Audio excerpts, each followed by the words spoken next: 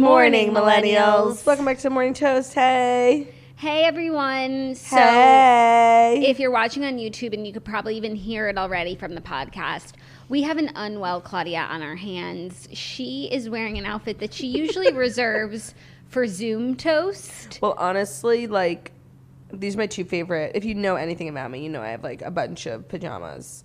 These are my two favorite sets. The bottoms are from my Target Halloween pajamas that are year-round fun. And my top is from my Skims X Team USA. I couldn't find the pants to the Skims or the top to the Target. So here we have a Target X Skims collab. Those pants are crazy. They have all these different skeletons on them. Like, you knew. In different colors. If you knew how comfortable these pants are. They must be for you to walk around looking like that. You would plot that you've not been wearing them. I'm going to get you a pair, you know? Okay. Wait, I'm going to get you a pair. I mean, they're really, really spooky. Like, I am fucking spooked from this Halloween pants. Boom. Nothing could be scarier than your pants. Nothing. Oh, God. Here we go. Honestly, I'm in such bad shape, and I deserve it. Like, I just didn't stop.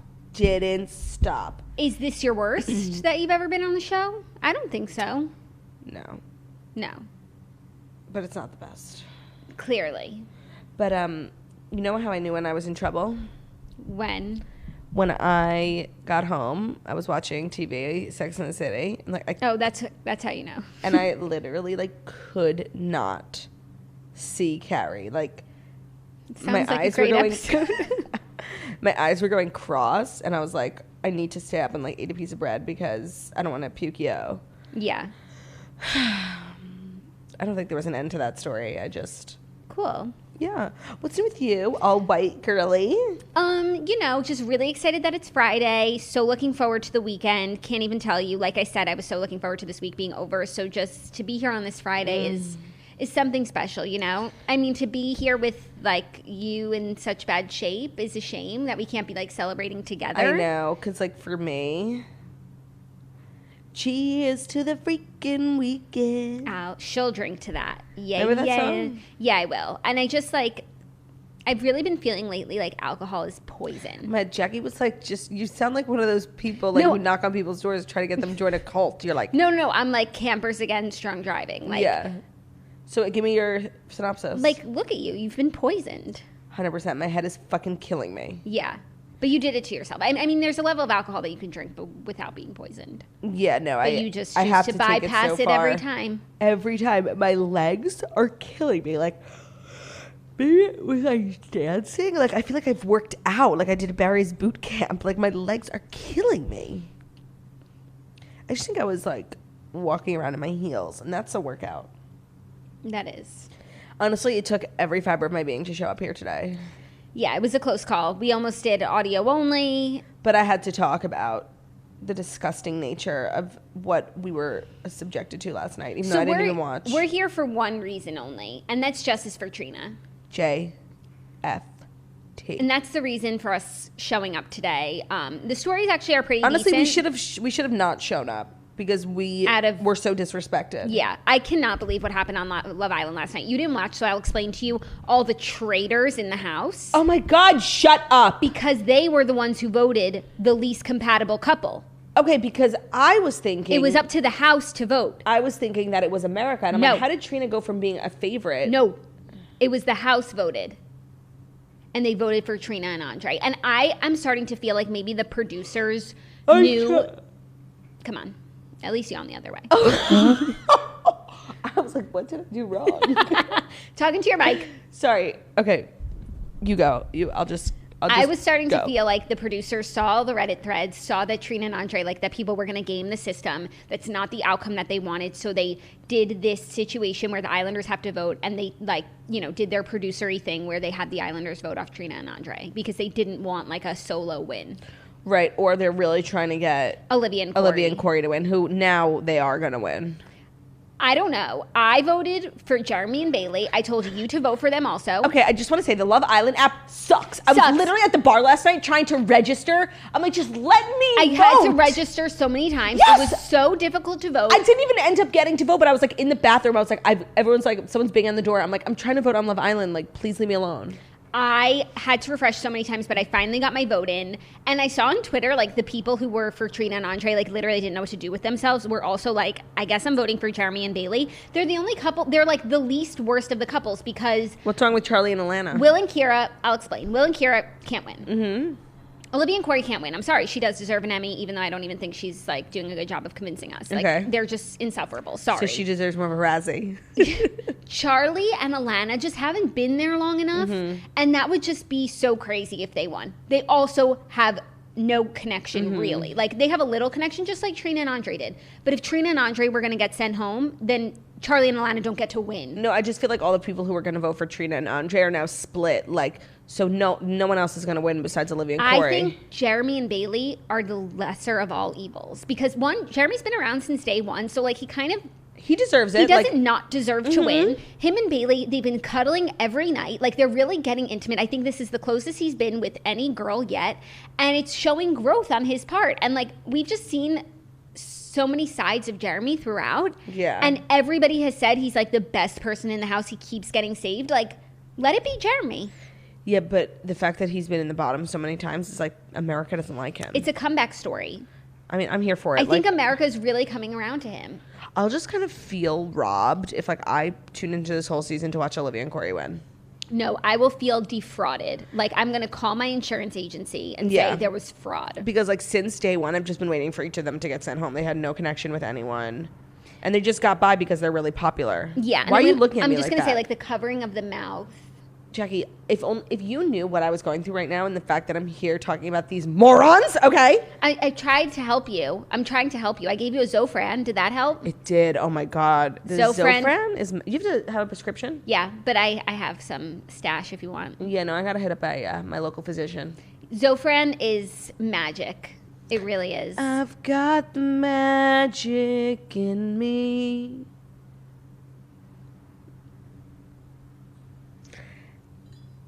Oh, by the way, I've been told I'm wrong. The yellow part is supposed to be where you hold. They both sound good. You get two different sounds. Girls come snatching at me. Everybody wants some presto magic. And then the guy from Pitch Perfect goes, and it's like a rap. Very cool. Yeah, I love that song. Ben Platt's album came out today. I know. I haven't had a chance to listen to it. I don't want to sound stupid, but what is it called? Reverie? I never heard that word before. Reverie. Reverie. I never heard that word. What does it it's mean? like Reverie? I think it's Reverie. It's like a Reverie. Like, you know. Oh, it's like a Reverie. No. Like, I don't know what it is, but, like, I think the word, I'm going to Google the definition, and it's like when you just take a reverie, you know? Like a break? Reverie is a state of being pleasantly lost in one's thoughts, a daydream. Oh, my, Ben Platt is, like, so emo. Reverie? It's a good question. Yeah, no, I've just been, like, excited about it, but I couldn't talk about it because I don't know how to say the word. Reverie. I was, like, embarrassed. Is there a song called Reverie on the album? I don't know. I haven't given it any of my time yet. Because I need to, like, sit down in a dark room with my emotions and a candle lit in order to listen to him. Honestly, sometimes it's too much. I still haven't watched his concert special because it's just too much. Like, sometimes... I don't want to feel so much.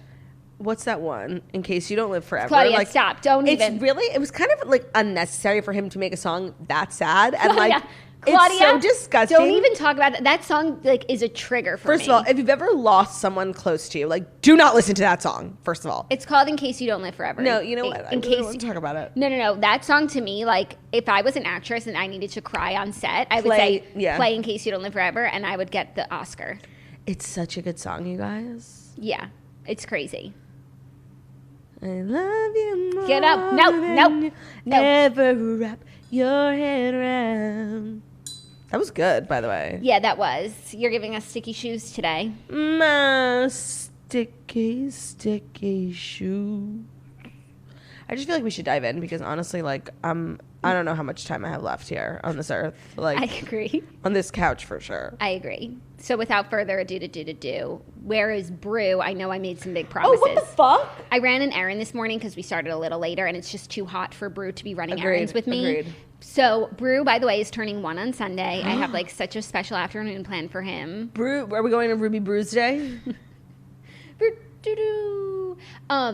So I will try and bring him on Monday, and by then he'll be 1, so he'll be fully grown. You know, if I brought him today, he'd still be a puppy. Oh my god, I cannot believe Brew is 1. Can you believe he's the cutest? Is Magnolia sweetest. already 1? Yeah, she turned 1 on May 23rd. I feel like Margaret didn't make a big deal out of that one, like she should have. Like she normally would. I think she got like an Instagram post, but her birthday's like the day before or after Michaela's, so it's like irrelevant. Gotta see Michaela. That would make me feel better. Yeah, that would. Maybe I'll just pop over to her house. Okay, so let's get into everything. So I just needed to address Brew's absence. I feel really like a liar. Without further ado, Brew, here are the fast 5 stories that you need to know before you wake up and take a bite out of your morning toast. And I have literally nothing to say because we have no sponsors today. And obviously that would make me sad because I live a very lavish life and I need money. But if I had to read one of those cards right now, like I would not be able to do it. No, you wouldn't. It would be unfair to the sponsor. Like it would be disgusting. Look at me. Who wants me right now representing their brand? They're like health and I look like I was hit by a truck. Yeah, maybe. Health and wellness, yeah. You could do a sponsorship for trucks. Literally. Hit me up. Okay, you guys, first story, some crazy but great news. Kelly Clarkson's prenup has been upheld in her divorce. She celebrates on set of The Voice. Woohoo! A judge has fully upheld the Stronger Singers prenuptial agreement with Brandon Blackstock in their highly contentious divorce, TMZ reported on Thursday. The agreement reportedly segregated all assets and income derived from her during her marriage to the former entertainment manager. Blackstock had been fighting the prenup in order to split their accumulated properties, including the Montana ranch where he now resides. As we said, he took to being a rancher and is living in Montana. Yeah, it's easy to take to be a rancher when your wife bought you a ranch. In Kelly's house. So now he has to vacate the ranch. Right, like you didn't earn that ranch. No, and he also wanted half of the income that she earned during their marriage. What a little shit. Yep, the judge has upheld the prenup, so that won't be happening, but she will still be paying the spousal support, the child support, but her properties, her income, everything that Kelly's been working, and she works harder than anyone in the industry. What a little she gets rat. to keep. Right, and also... Rat. So, by the way, we've been reporting on all this money she has to pay him. And we didn't even know he's still trying to take half of everything she has. Right, and all this time she thought she had a prenup, and he was trying to be like, we don't have a prenup. And I'm sorry, okay, we got prenup. I appreciate the effort in contesting the prenup, but what's the point in signing one if you're just going to try and contest it? Of course it was upheld. It's a legal document. 100%. There was nothing wrong with it. It's not like Kelly's lawyers just slipped up. Or they lost it, you know? Yeah. No, I totally agree. And then also, so she found out this news while she was on set of The Voice, and she was cheering with the Voice co-host, but fun fact is that Blake Shelton used to be managed by Kelly's ex-husband Brandon because he was a manager before he became a wannabe rancher, and he actually stopped working with him, I think, because he stood with Kelly. He stood with Kelly, as we all do and should. I think that was the best article I've ever read because there were so many. It's such a multifaceted article because, as most things are, it's layered. And I was really happy for Kelly. But the more I read the article, the more interesting factoids popped up. 1, that Blake Shelton used to be managed by this man. 2, that everyone on set, including Ariana Grande, was cheering for Kelly Clarkson when she got the email that her prenup was being upheld and the judge did not agree to his appeal. Yeah. So this is just it's celebrations. I wonder what Kelly... A little more good news at the bottom of the article. The amount that Clarkson will ultimately have to pay Blackstock, a number that is likely to be far less than the original order, will change once the judge sorts out their property agreement. She'll still likely have to pay child support, which will cost her $50,000 per month. But that's for her kids. But it could be less than the $200,000 per month that we had initially reported. Got it. Okay, everything's coming up, Kelly. Everything's coming up, Kelly. Yeah, that is really great.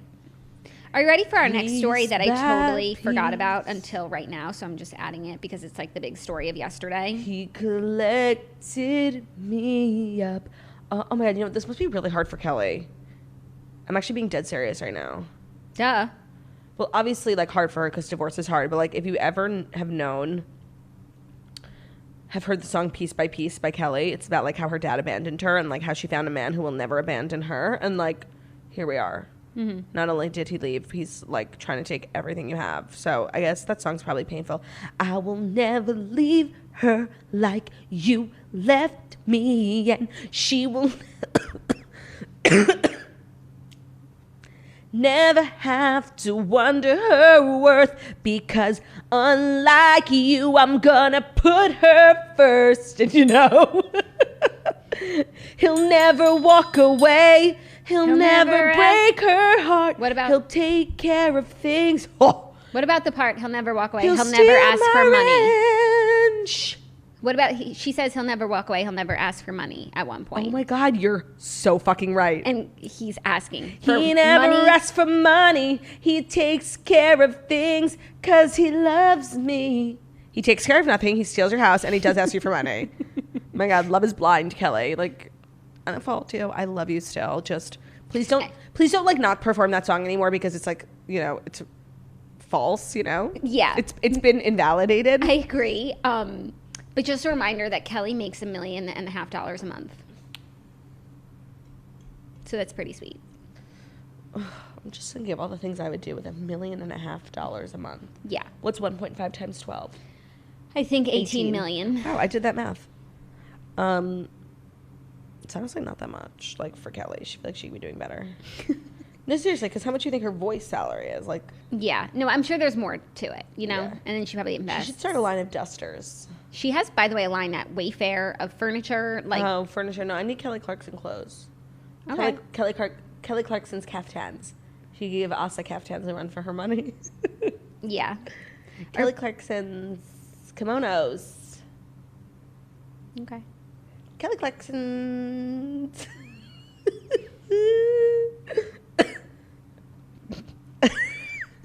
Are you ready for our next story? It's the next story. Okay, wow, I'm being really annoying. Like, I need to reel it in. Like, the one person who left a comment once saying she hates the Hangover episodes, like, it's not your day. Is no longer a fan of this show. Okay, sorry. No, I'm going to reel it in. Like, let's be cool. I mean, Britney Spears' father, Jamie Spears, agrees to step down from conservatorship. The turn of events is a massive win for the international pop star, who has been placed under conservatorship for 13 years ever since Spears placed his famous daughter under the court-ordered arrangement in 2008 when she suffered a very public breakdown. But in the 13 years since, she has been fit enough to perform tour, hold a Las Vegas residency, and earn hundreds of millions of dollars. And now he's finally stepping down after like years of everyone asking him to do so. So this is a small win. I have one thing to say to Jamie Spears. Get out, leave right now. He did. I'll believe it when I see it. Okay. I also He's read so a good. report that this report like wasn't true. Okay. So did I. But like everybody's saying that it's true. TMZ, Variety, you know, they usually know what they're talking about. Yeah, no, but then I did also see like he didn't actually step down. So what does that mean? I have no fucking clue. Like they're going to just bore us to death with this so Yes. that we stop caring. Yes, but we'll never stop caring. Hashtag free Britney. I agree. It's not going to work. Jamie Spears, first of all, the fact that there's a Jamie Spears and a Jamie Lynn Spears is very confusing. Jamie Spears is like a little raisin. You mean looks-wise? Yeah, it's just like shriveled up and wrinkly. This picture I'm seeing of him must have been old because he looks fine. No, that's what he looks like. He honestly looks like a senator. Yeah, he does. Like you could literally put that picture like in the New York Times and I'd be like, oh, look, the senator of I'm Louisiana. sure the picture is in the New York Times. Oh my God, you know what I mean? The political section. Even Okay. though this is Policy. a political matter. Yeah. Yeah. Are you ready for our next story, which is a little artifact news? A little artifact news. A slice of Charles and Diana's 1981 I wedding saw. cake sells for over $2,500. That's so disgusting. And I was actually thinking, first of all, do they know who took it? Who bought it? No, who took it home from the wedding? Oh, I don't know. Oh, wait, the piece was given to Moira Smith, who worked for Queen Elizabeth at Clarence House. She wrapped the slice in plastic and stored it in a floral cake tin with a label on top reading, "Handle with care, Prince Charles and Princess Diana's wedding cake," with the date. Her family sold the cake in 2008 to Jerry Layton, a private collector from Leeds. Do these people know that, like, things rot? Well, I mean, when you get married, like you put a slice of wedding cake in the freezer, that's like a tradition, and then you eat it on the 1 year. But like, why not 40 years? Yeah, no, there's something really unsanitary about this. But like, it still has like a lot of the schmaltz and stuff. Yeah, well, I was thinking, like, what losery ass wedding guest snuck this at home in their purse, you know? Yeah. Like, and if they're losery enough to do that, how would they have gotten invited? But now it makes sense that it was like from Diana or Elizabeth, you said. Yeah, someone who worked for Queen Elizabeth. Very interesting. Did you see The Field of Dreams? I read about it. It was actually really cool. Basically, you've seen the movie, right? No. Me neither. But you know what it's about?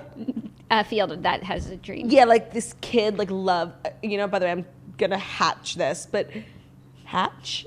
Botch. Botch.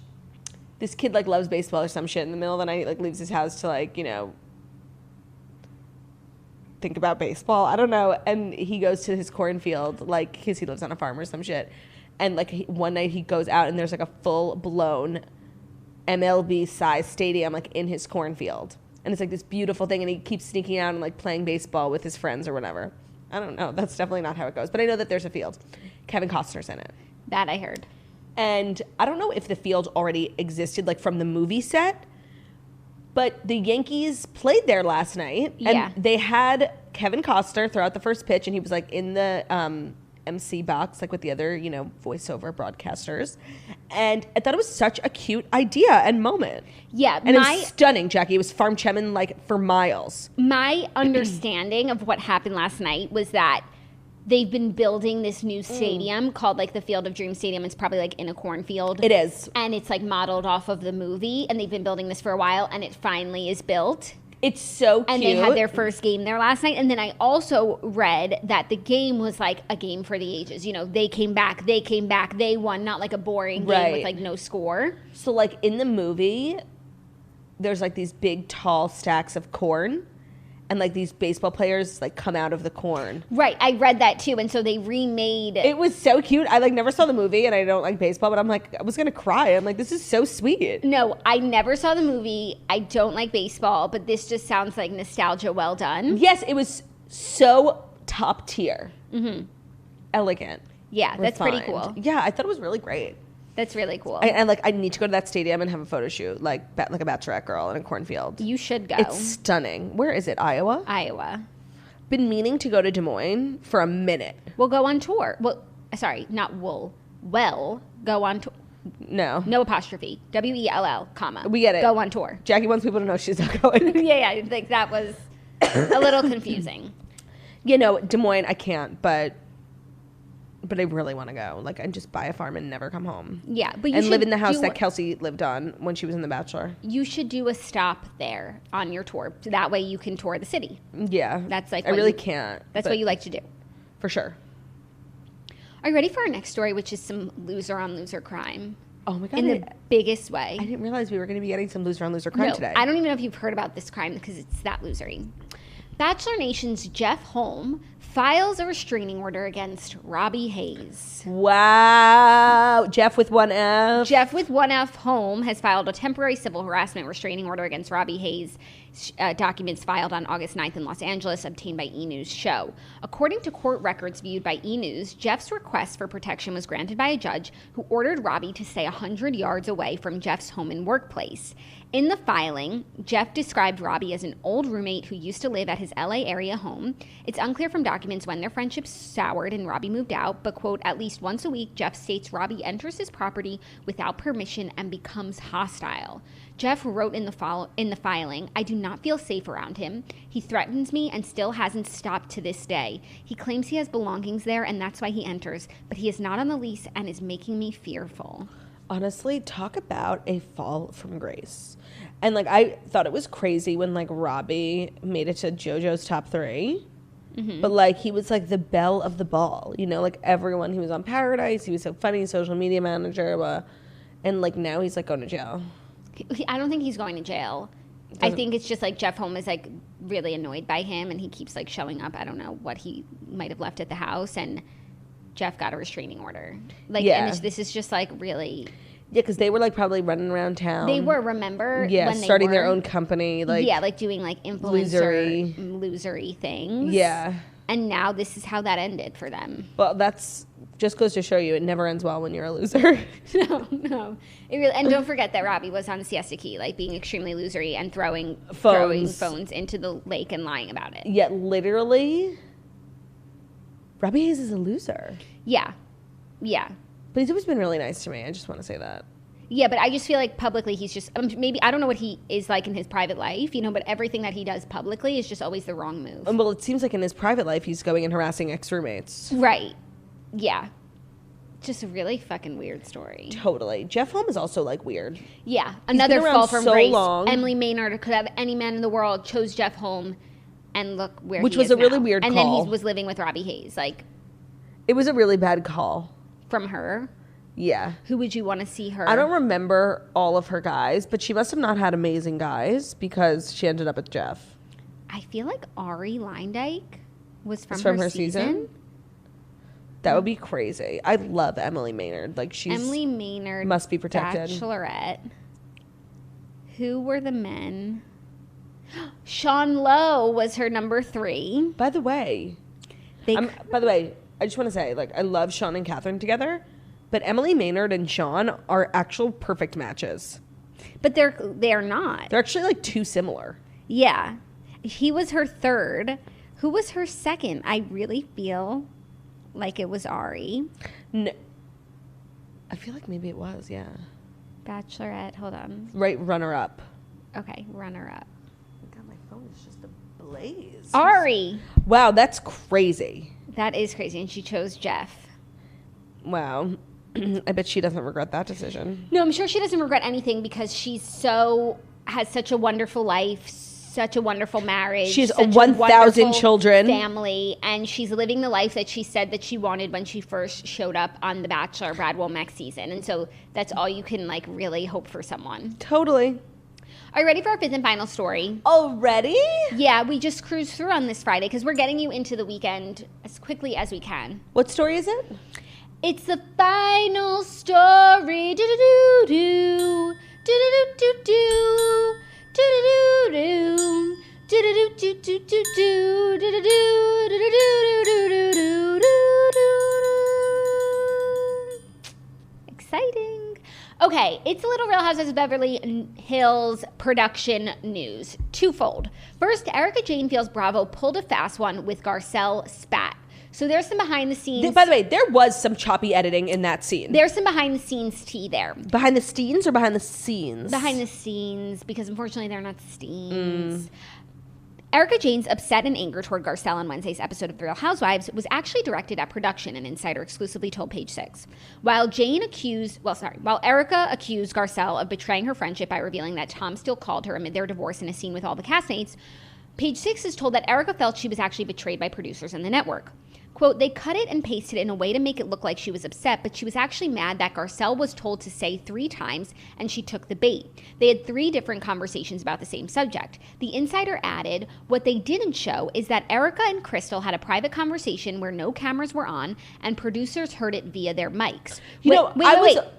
When they got in the car, producers said they overheard it and asked Crystal to ask Erika on camera.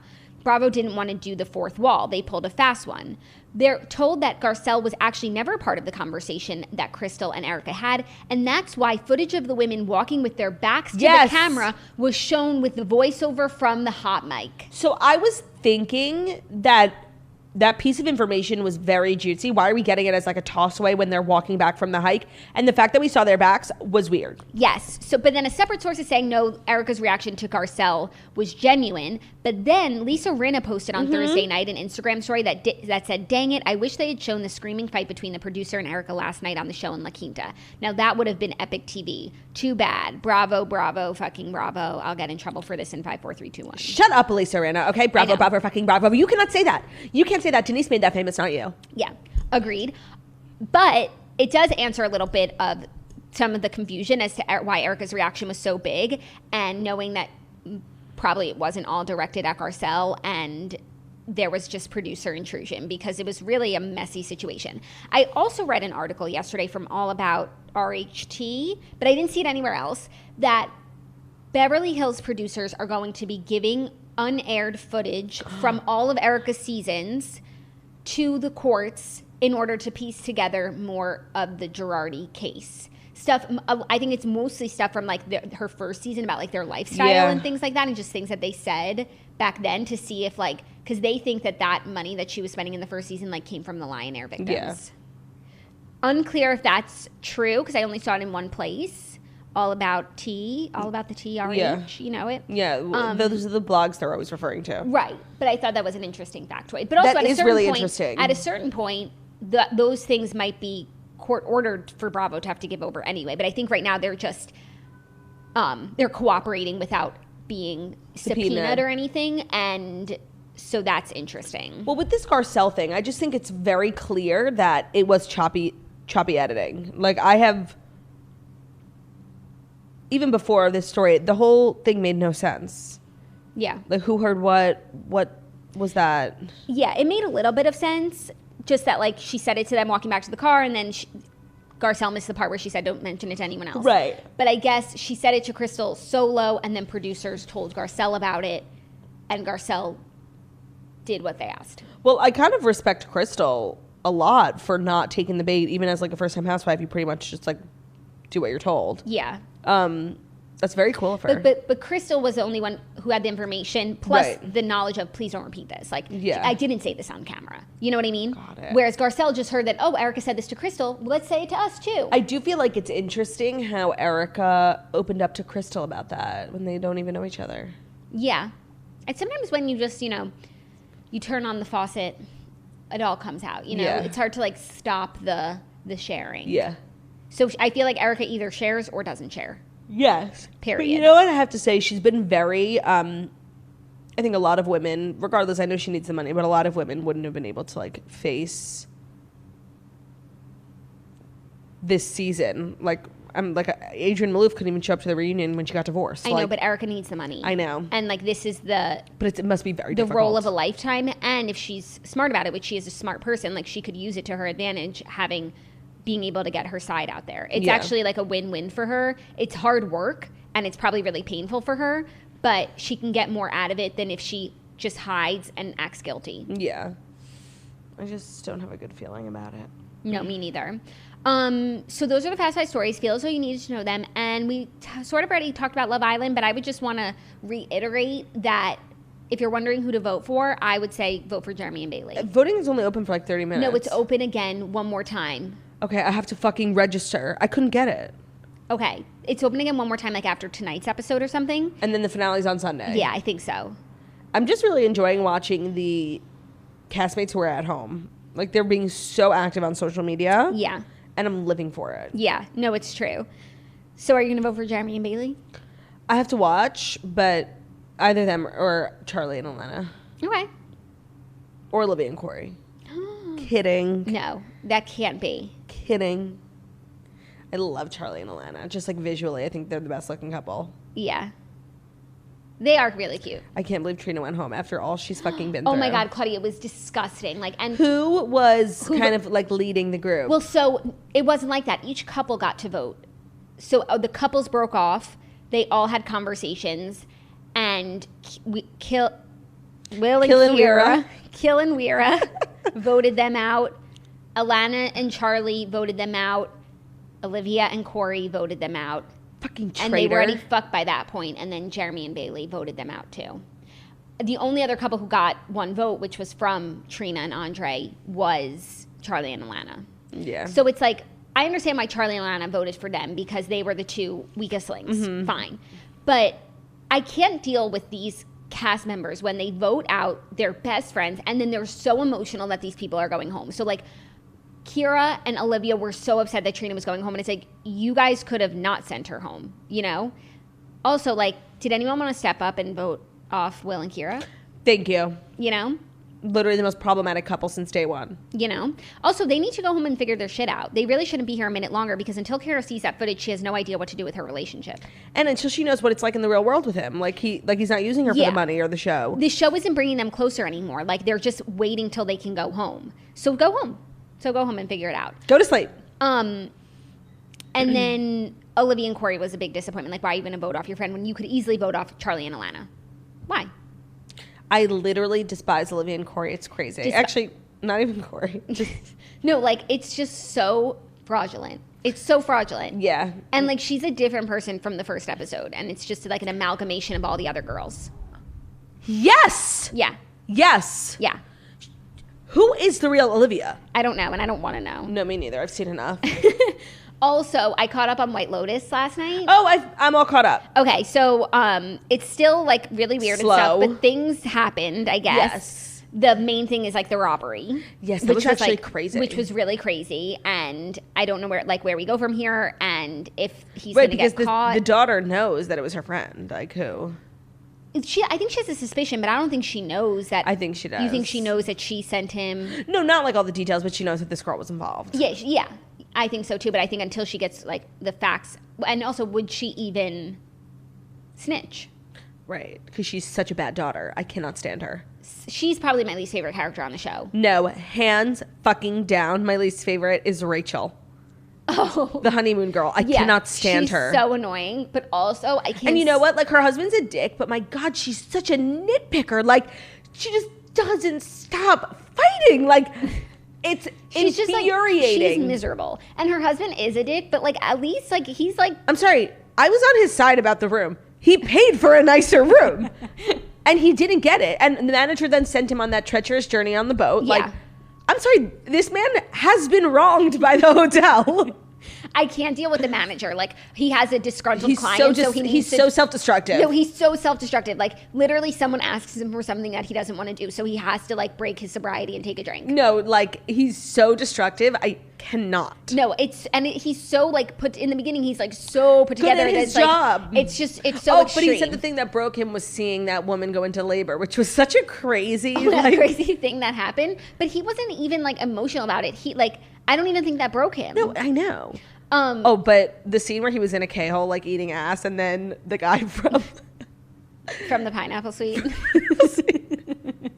from the Trade Winds, like, comes. It's actually hysterical. From the palm room. He's in the palm room, yeah. Oh my! And when Molly Shannon showed up, I was like living for it. The palm room was so toasty. Also, like, their next room did not have a water view. Like, no, I know, and like it was like bigger and on the ground. And sure, they had their plunge pool, but like their original room was nicer. That's always what happens. Always. What else? And then this lady who works at the spa, like, you just really want her to win. I know. She's such a nice lady. And it's just so annoying that Jennifer Coolidge is, like, so distracted by this guy. She's just, like, so crazy. And it's just upsetting. Because, like, for the last few days, she's been, like, so annoying towards Belinda, I think. And now it's like she has her new mans and she's just like so useless. Yeah. I kind of like hate everyone. That's the thing. Okay. I hate most of them. Like I said, I think the younger brother is having some character development. Yeah. And like now he's going out with the rowers and like he's interested in nature. And he like doesn't have his phone all day because he was like out with the rowing team. Right. Like he's changing. I agree. I do tolerate him, but like honestly, I despise everyone. Okay, I'm trying to see the good in it. I pretty much despise everyone too. But it does make me want to go on vacation. Yeah, but like the fact that they keep going to the same breakfast and the same dinner, like it's a cruise ship. Like this is the nicest resort in Hawaii. Like can't you go off 2 restaurants? I guess they're like technically in a COVID bubble, but like aren't there restaurants on the island? You know? Mm-hmm. I also did like the daughter's friend until she put Kai in that really bad spot. Who's Kai? I think that's his name, the guy who robbed. Oh my God, she like forced him, and I know her intentions were good, but like his life could be ruined. Yeah, but I liked her before that. Me too, but her heart's in the right place, but she's just like a immature like. And like I like that she like has like the 411 on her friend, you know? Yes, and it's like same. Because that friend is so fucking toxic. So conniving. When that friend went over to that to Kai to like try and fuck him. Yeah. And then she found out that girl's such a little snake. Such a little snake. I like Connie Britton too in the show. I don't mind her. She's like very annoying. I mean, I'm trying to find. Everyone is so annoying. Everyone is so annoying. So like the dad was really annoying in the beginning. Yeah. With like his midlife crisis. No, and he's still annoying when he found out his dad died of AIDS. No, but that cancer. was the beginning. Like, so I'm saying like now. Where he's was trying that to the scuba beginning? dive. I mean, there's only 4 episodes. I know, and he's like telling his son about the affair, and he's like trying to be more like engaged. I'm just like, I'm still not understanding like why we're watching the show. Right, but like also, don't some people go on vacation and like are good, fun people? Where are those people? Yeah, like where's the bachelorette party? Totally. You know?